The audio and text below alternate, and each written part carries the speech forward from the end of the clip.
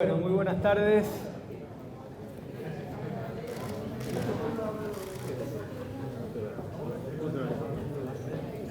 A todas y todos ustedes. Muchas gracias por la presencia, a los medios de prensa, fundamentalmente a los amigos y compañeras y compañeros que me acompañan en todo este largo recorrido de más de 3 años que hemos logrado que el contrato que era secreto YPF Chevron deje de serlo. Acá está el contrato y este es el contrato que nos ha entregado la justicia.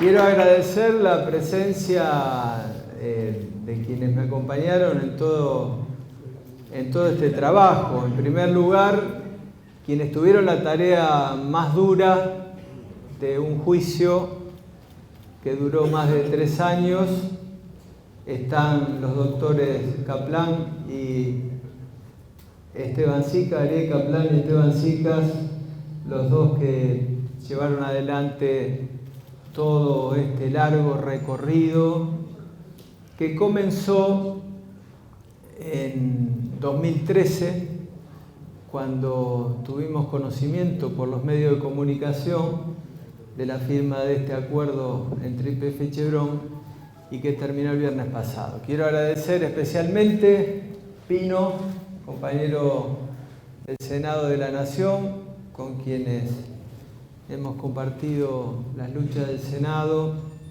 y quien en esta materia lleva siempre adelante como presidente de la Comisión de Ambiente del Senado, integrante de la Comisión de Energía, un trabajo fenomenal desde el Senado de la Nación.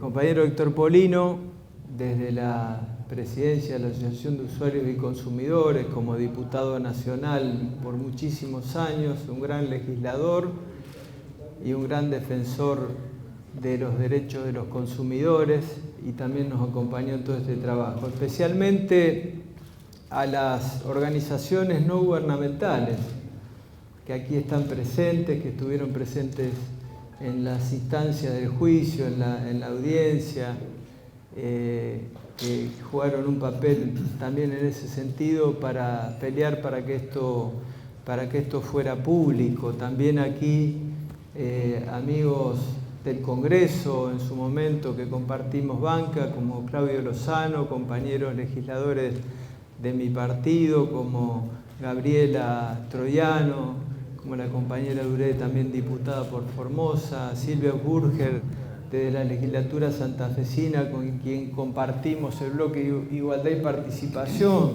querido amigo Duclos. No quiero dejar de nombrar a todos, la verdad que los abrazo a todos porque es un momento muy especial y esto es un triunfo del derecho de acceso a la información.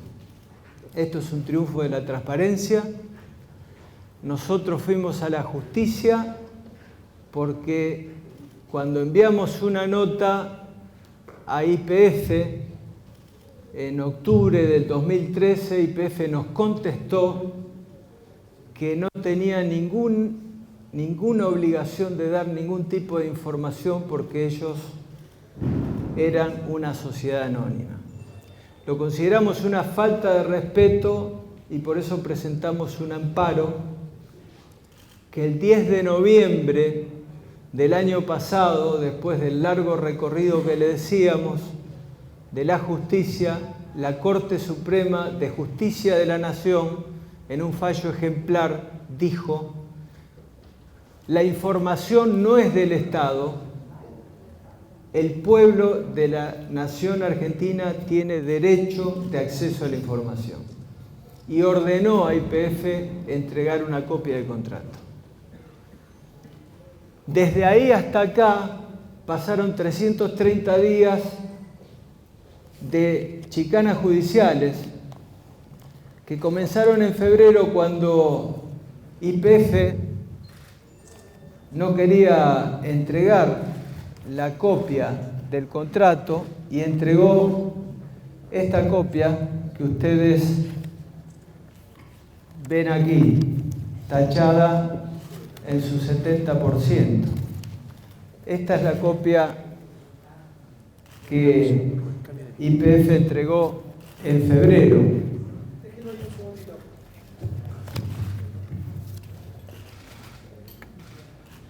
Esta es la copia que entregó, alegando confidencialidad. Todas sus páginas tachadas de esta manera. Hasta que la justicia nuevamente le obligó a la Cámara a hacer una entrega. ¿Cambio? Hola. Hacer una entrega del contrato hasta que el viernes al mediodía recibimos finalmente el contrato con una copia en español, porque como ustedes es importante que sepan, este contrato fue firmado en idioma inglés, no en dos idiomas, inglés y español, o en español o en castellano, como correspondía. Estamos hablando de la concesión por 35 años de la principal zona en Neuquén de recursos naturales del país, que es Vaca Muerta, que es la segunda reserva de gas no convencional del mundo y la cuarta de petróleo no convencional del mundo. Y esto fue firmado en idioma inglés, y a esa concesión los creativos también le pusieron Enrique Mosconi. A la concesión Enrique Mosconi, dada a Chevron por 35 años para la explotación de nuestros recursos naturales. Hemos hecho un PowerPoint para transmitirles brevemente a ustedes las cuestiones fundamentales que en estos pocos días hemos visto de lo que contiene este contrato. Porque acá finalizó una etapa donde ganó el derecho de acceso a la información. Y empieza una etapa distinta, que es el análisis del contrato, de ver si los intereses nacionales están resguardados o no, de acuerdo a lo que acá se acordó por 35 años. Este contrato, si vamos a la primera consideración, en realidad no fue, y esta es la primera sorpresa, un contrato que, como se dijo en aquellos momentos del 2013, firmado entre la empresa YPF y la empresa Chevron, como lo anunció la presidenta Cristina Fernández de Kirchner en agosto del 2013, con la presencia del presidente, del CEO de Chevron, John Watson, que dijo en aquel momento que este emprendimiento integraba el portfolio de los negocios internacionales de Chevron. Este acuerdo fue firmado por dos empresas offshore radicadas en paraísos fiscales. Este acuerdo fue firmado entre Chevron Overmas, radicado en las Islas Bermudas, y YPF, Shale Oil Investment One, empresa offshore radicada en el estado de Delaware, en los Estados Unidos. Dos conocidos paraísos fiscales. Surge el primer interrogante: si fue anunciado como una concesión, como una inversión directa de Chevron en Argentina, ¿por qué se firma entre dos empresas offshore radicadas en paraísos fiscales? Segunda cuestión que surge desde la primera frase de la firma del acuerdo. Chevron es prestamista, Chevron Overseas, esta offshore, y YPF Shale Oil Investment One es tomador. Es decir, que además la figura que se plantea no es la figura de una inversión directa en el área de Vaca Muerta, sino un préstamo que una subsidiaria offshore le da a otra subsidiaria offshore. Vamos a la próxima. Y la próxima nos indica una estructura de sociedades offshore que es bastante curiosa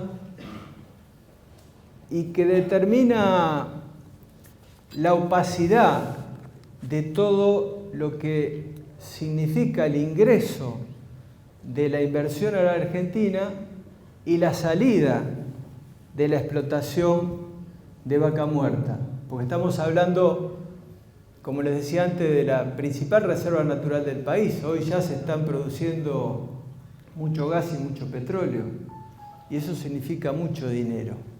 Esta estructura de empresas offshore se inicia desde YPF, Sociedad Anónima, que tiene el control de un offshore que existe en Uruguay, como ustedes ven, que es Wöckler Investment Sociedad Anónima. Wöckler Investment Sociedad Anónima tiene el control de YPF J. Lloyd Holding Ltd, que es una offshore que está en Bermudas. Esa offshore de Bermudas tiene el 100% de YPF J. Lloyd Investment One, que es el tomador del dinero de crédito que antes hablábamos, que está en el estado de Delaware. Esa Investment One tiene el control del Punto Final, que es una sociedad de responsabilidad limitada en la República Argentina, que es CHNC, que es la empresa subsidiaria que va a actuar con el operador, que es YPF. Investment One tiene el 100% del control de Investment Two, que es la segunda offshore creada en el estado de Delaware, en Estados Unidos, que Investment Two tiene el 10% restante de la compañía de hidrocarburos no convencionales SRL, que está en la Argentina. Esta estructura, esta maraña de offshores, es lo que se llama entidades del PIA, que están manifestadas en este contrato. PIA es el proyecto de inversión y que determina que el ingreso de fondos se produzca a través de Investment One, vaya hasta CHNC y después lo producido en el 50% de la concesión que YPF le cede a esta SRL, vuelva ese producido hacia arriba a una cuenta de Nueva York, que por supuesto de Chevron. Entonces, esto es un poco lo que queremos resaltar, de que lo que se ha planteado en algunas comunicaciones a la prensa por parte de YPF como una cosa normal, de una operatoria normal, que tenía un fundamento de escapar a los fondos buitre, que hoy ya no lo tiene, porque en su momento si eran los fondos buitre, hoy ya no tiene explicación de por qué sea así, y de que abre dos grandes interrogantes. El primer interrogante, todos sabemos que las sociedades offshore se realizan para actuar con opacidad y evadir impuestos. Entonces, el primer interrogante es si acá existe un perjuicio al fisco, a la tributación, a los impuestos que pagamos todos los argentinos y que pagan todas las empresas pymes en la República Argentina y las grandes empresas también. Y en segundo lugar, si a través de este esquema bastante sofisticado de empresas offshore se licúa la responsabilidad ambiental de Chevron. Porque Chevron no aparece nunca.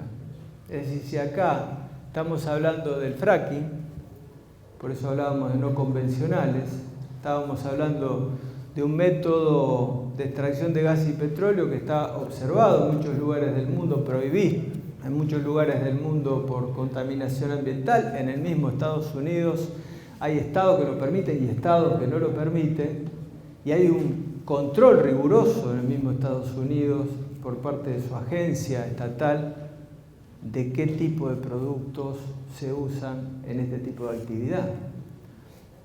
Entonces vemos que aparentemente, y esto después vamos a ir al final, y le voy a dar la palabra a Pino y a Polino también, que nos den su mensaje.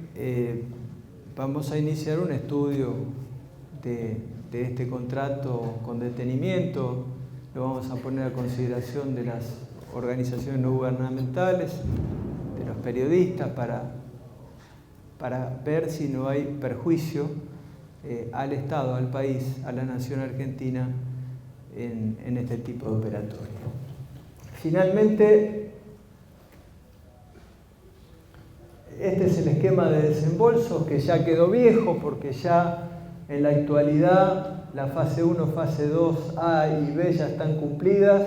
Se está en la fase 3 con lo que YPF informó hace pocos días, ya está en una inversión por parte de Chevron de 2.500 millones de dólares y de YPF por otro tanto quizá mayor en la zona de Vaca Muerta. Y estas son las características, por eso decía al principio que esto figura como un empréstito, que es el resguardo en definitiva que siempre tuvo Chevron, o sea, no fue una inversión a riesgo si aparecía petróleo o gas, sino que claramente es un préstamo que tuvo sus resguardos de intereses, de atrasos y de participación en utilidades netas a partir del 50% de la concesión en Vaca Muerta. Los compromisos que adquirió a partir de este acuerdo, bueno, es la participación del subconcesionario. Claramente surge que YPF es el subconcesionario, es decir, que YPF le dio el 50%, cuando la legislatura neuquina le da a YPF el 100% del área que estamos hablando, son los 292 kilómetros cuadrados, a YPF le cede el 50% a esa SRL CHNC, claramente es Chevron. Bueno, y son cuestiones también fundamentales en donde hay resignación de soberanía, de jurisdicción. Este contrato se firma bajo las leyes de Nueva York, está explícitamente planteado así. Ante controversias son los tribunales de París en idioma inglés que actuarán respecto a las controversias. Es decir, que nuevamente lo que ya padecimos en su oportunidad, caemos con este acuerdo de que serán las leyes de Nueva York, la justicia de Nueva York o los tribunales de París los que resolverán cualquier controversia al respecto. Bueno, muchas gracias por la presencia a todos.